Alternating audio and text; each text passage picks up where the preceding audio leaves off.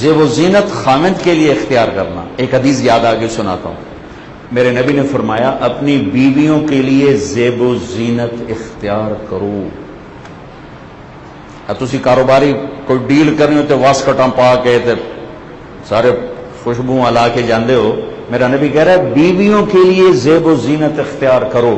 کہ بنو اسرائیل میں اس لیے زنا پھیلا کہ خامدوں نے بیویوں کے لیے تیار ہونا چھوڑ دیا اور وہ غیروں کی طرف مائل ہو گئی. ٹھیک ہے. مردوں کو واضح کر کے عورتوں کو اشارتاً فرمایا. عورتوں کو فرمایا کیا فرمایا؟ سبحان اللہ. فرمایا کہ جنت کی حوریں اپنے خامدوں کے لیے ایسے تیار ہوں گی جیسے سلمہ میرے لیے تیار ہوتی ہے. یہ عورتوں کو پیغام دے جیسے سلمہ میرے لیے تیار ہوتی. اب ہماری عورتیں بھی کسی فنکشن میں جانا ہو تو خامدان دے نہ ونگے چوا، ونگے سمجھ دو، ونگے چلو جان دو تمہیں سب ونگے چوا یہ ان کے دام دوڑے لگا دیتی. دوڑے اے رنگ پسند نہیں، اے رنگ پسند. ہوں تو آپ ماشاءاللہ جانے کہ خامدان دی لوڑی کوئی آپ پہ سارا لبرٹی عورتیں ناری بھرے ہوں ہے بھائی بیٹھے ہوں سر. تو وہ بوجھے ویلے کرا دیتی خامدوں کے فنکشن کے لیے اور خامد کے لیے تیار ہو انہوں نے موت پہ جاتی. گندی مندی بیٹھی ہوتی ہیں پھر خامد باہر منہ مارتے ہیں. تو میں قربان جاؤں میرے نبی کی زندگی کیا خوبصورت ہے. میں وہ گوشے آپ کے سامنے لا رہا ہوں جو عام طور پہ نہیں لائے جاتے. اپنی بیویوں کے لیے تیار ہوا کرو. جنت کی حور خامد کے لیے ایسے تیار ہوگی جیسے سلمہ اللہ کے نبی کے لیے تیار ہوتی. آپ نے کہا فاطمہ کو تیار کرو. ان تینوں نے تیار کروایا. پھر حضرت علی کو بلایا، گھر لے گئے. بارات آئی، چھوٹی سی بارات آئی. اونٹنی پر آئے، اونٹ باہر بیٹھا ہے. علی کو اندر لے گئے. فاطمہ کا ہاتھ پکڑا، علی کے ہاتھ میں دے کر کہا علی تمہیں نبی کی بیٹی مبارک. اور پھر فرمایا میری بیٹی فاطمہ مجھے اپنے گھر میں جو سب سے محبوب تھا میں نے تیرا ہاتھ اس کے ہاتھ میں دیا. اولاد کا حق ہے. تو ان سے پوچھو ایسے ہی اندھا دھند.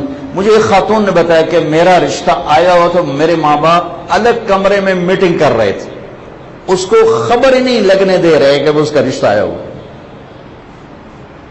یہ عجیب سی جہالتیں ہیں جو پھیلی ہوئی ہیں.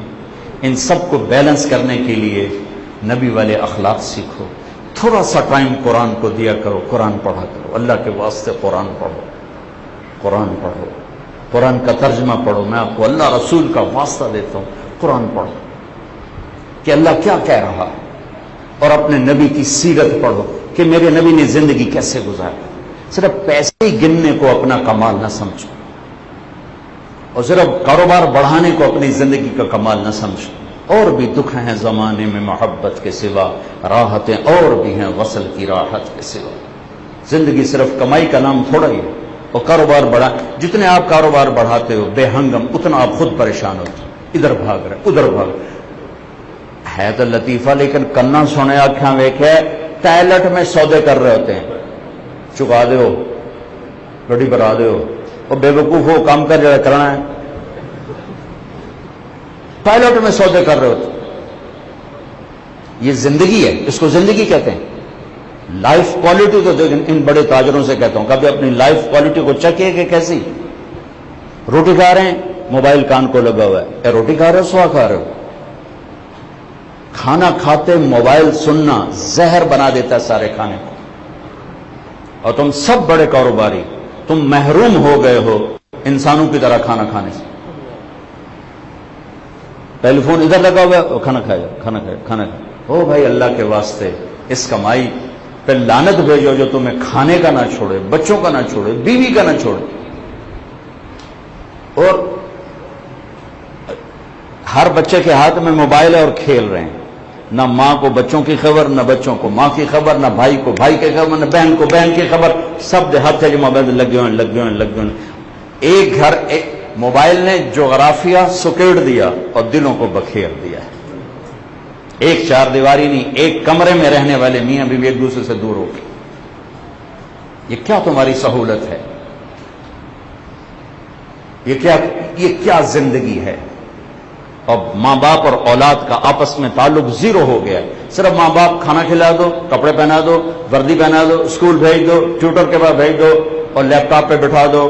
اور ماما نے اپنی جان چھوڑا مدد کارٹون تے وکھا دو چل بھائی او نکا جہا 3 سال دا بال کارٹون ویکھ ویکھ ویکھ انہوں چوتھے دے اما بھی کارٹون نظر آؤندی ابا بھی کارٹون نظر آؤندی. ماں ٹائم نہیں دیتی. 3 سال کے بچے کو اسکول بھیجنا، اس سے بڑی بھی ماں باپ کی کوئی حماقت ہو سکتی؟ 3 سال کا بچہ ماں کی گود مانگتا ہے، اسکول نہیں مانگتا. مجھے پتا ہے تم میری نہیں مانو گے، نہیں سمجھو گے، لیکن میں کہوں گا کہ صحیح بتانا میرے ذمے ہے. احباب جمع حمیر حال دل کہہ لے، پھر التفات دلے دوستاں رہے نہ رہے. اتنے چھوٹے بچے کو اسکول بھیجنا ماں باپ کا ظلم ہے. یاد رکھنا تمہارے بچے تمہارے نہیں رہیں گے. 3 سال کے بچے کے نیورون اس قابل ہی نہیں کہ وہ اسکول میں جا کے کچھ سیکھ سکیں. 6 سال تک بچہ دیکھ کے سیکھتا ہے، دیکھ کے ماں کی گود کی گرمائش محسوس کرتا ہے، باپ کی چھاؤں محسوس کرتا ہے.